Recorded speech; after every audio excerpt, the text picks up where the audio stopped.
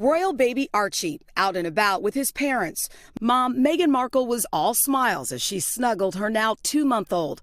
Mother and son out to watch Dad Prince Harry play polo, going head-to-head against his brother William for a charity match. It was a family affair. Meghan's sister-in-law, Duchess Kate, also there to support her husband, Prince William, with their 3 children, Prince George, Princess Charlotte, and Prince Louis. Kate was busy running after 1-year-old Louis and making an impromptu picnic for all 3, maybe showing Meghan what life might be like once Archie gets moving. Archie's cousins seemed delighted at his antics, Louis even attempting to blow him a kiss. This is at least the second outing for Archie this week.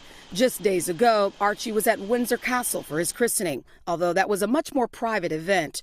The Sussexes only released 2 images of the ceremony, unlike the christenings of Will and Kate's children, where the press were free to share a glimpse of the royal babies. Harry and Meghan also took the unprecedented step of keeping the identity of the godparents secret. The christening is a Church of England event. Eventually, the godparents should be published in documents by the Church of England, so we'll find out eventually.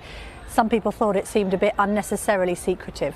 New mom Meghan has been on maternity leave since Archie was born 2 months ago, but has recently started appearing more frequently in public.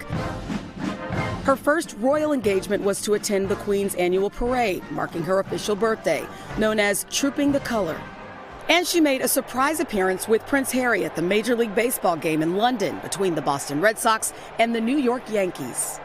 Just last week, she attended Wimbledon to support her close friend Serena Williams.